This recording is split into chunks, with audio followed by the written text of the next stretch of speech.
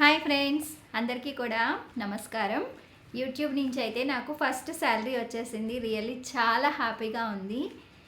నా సబ్స్క్రైబర్స్ అందరికీ కూడా ఫస్ట్ నేను థ్యాంక్స్ చెప్పుకుంటున్నాను. వాళ్ళందరూ నా వీడియోస్ చూడడం వల్ల ఈరోజు ఈ సక్సెస్ని నేను సాధించగలిగాను. ఇంకా నేను థ్యాంక్స్ చెప్పాలి అంటే ఈరోజు నేను స్క్రీన్ ముందు ఇలా మీ ముందు ఈ సక్సెస్ స్టోరీ చెప్పగలుగుతున్నాను అంటే నా వెనక ఉంది మా వారు, ఇంకా మా పిల్లలు కూడా అండి. వాళ్ళు హెల్ప్ చేయబట్టే నాకు వీడియోస్కి వ్యూస్ బాగా వచ్చాయి. నిజంగా చెప్తున్నాను కదా. ఇదివరకు నేను ఛానల్ స్టార్ట్ చేసినప్పుడు నేను ఒక్కదాన్నే వీడియోస్ చేసేదాన్ని. అప్పుడు నాకు పెద్దగా వ్యూస్ వచ్చాయి కాదు. అంటే అట్లీస్ట్ ఒక 6K 7K అంతే వ్యూస్ వచ్చాయి.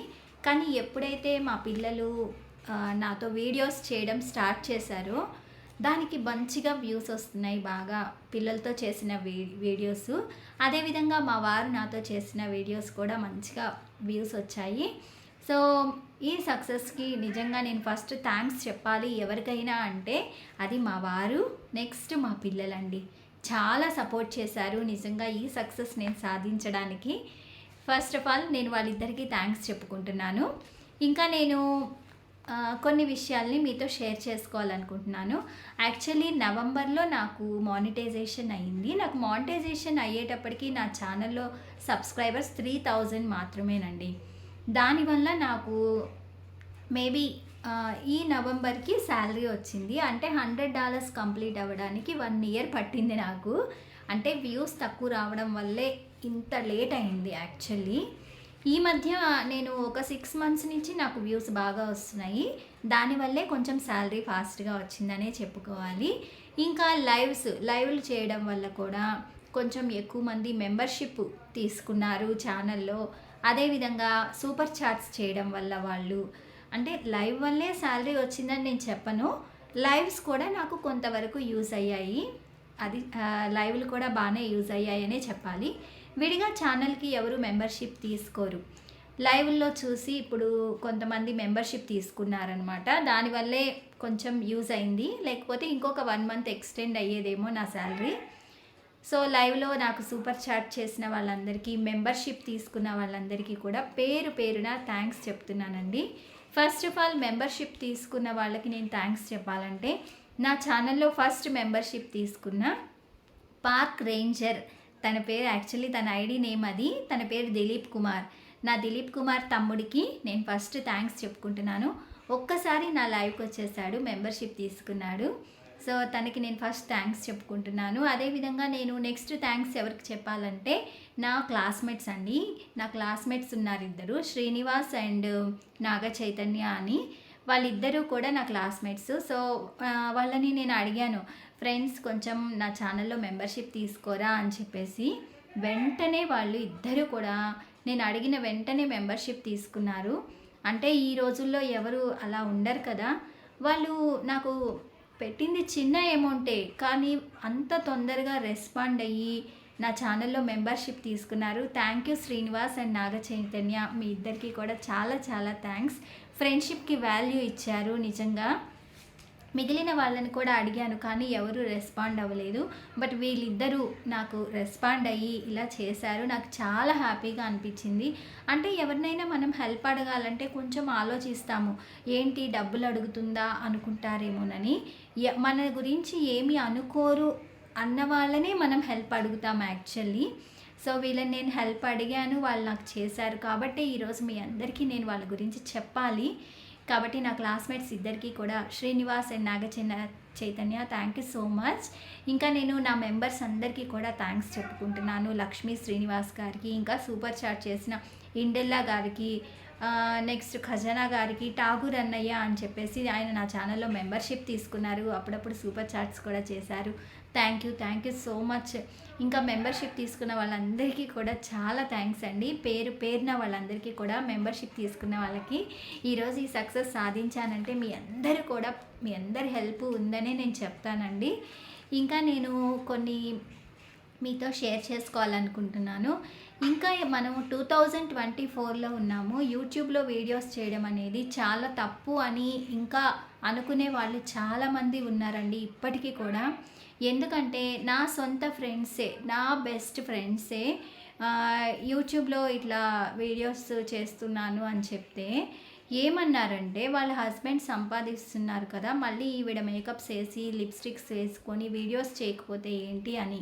నా సొంత ఫ్రెండ్స్, నా బెస్ట్ ఫ్రెండ్సే అలా అన్నారు. నాకు అర్థం కాదండి. లేడీస్ జాబ్ చేస్తున్నదంతా హస్బెండ్స్ జాబ్ చేయట్లేదనేనా? కాదు కదా! ఎందుకని లేడీస్ జాబ్ చేస్తారు? వాళ్ళకంటూ ఒక స్పెషల్ ఐడెంటిటీ ఉండాలని, ఇంకా చన్నీళ్ళకు వేడినీళ్ళు తోడైనట్లు ఇంట్లో ఏదైనా కొంచెం హెల్ప్ అవుతుందనే కదా ఎవరైనా జాబ్ చేసేది. వీ ఫ్రెండ్స్ అయ్యుండి ఒక ఫ్రెండ్‌ని ఆ విధంగా మాట్లాడడం చాలా తప్పుగా అనిపించింది నాకైతే. మీరు ఎంకరేజ్ చేయకపోయినా పర్వాలేదు. డిస్కరేజ్ మాత్రం అస్సలు చేయొద్దండి ఎవరిని, ప్లీజ్ చెప్తున్నాను. ఇంకా నా నైబర్స్ అన్నారు, ఎంఎస్సీ చేశావు, ఏదైనా స్కూల్‌లో టీచర్‌గా వెళ్ళొచ్చు కదా! ఈ యూట్యూబ్‌లో వీడియోస్ చేయకపోతే అన్నారండి. నా పిల్లలు 3:00కి ఇంటికొస్తారు. ఎవరు చూసుకుంటారండి? వాళ్ళు చూసుకుంటారా నా పిల్లల్ని? 3:00కి ఏ జాబోడు ఇంటికి పంపిస్తాడండి? 3:00కి ఇంటికి పంపియరు కదా! పిల్లలు 3:00 వచ్చినప్పుడు నేను ఇంట్లో ఉండి వాళ్ళని చూసుకోవాలి కదా! ఇలా మా విషయాలేవి వాళ్ళకి అర్థం కావు.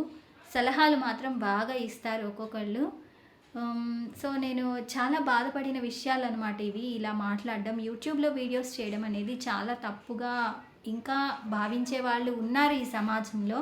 పోనీ అలా అని మేమేమన్నా వల్గర్ వీడియోస్ చేస్తున్నామా అంటే లేదండి. చాలా మా వీడియోస్ అన్నీ చాలా బాగుంటాయి అని నేను చెప్తాను. అంటే బాగుంటాయంటే అందరూ కలిసి చూసేలాగే ఉంటాయి. చాలా చక్కగానే ఉంటాయి మా వీడియోస్.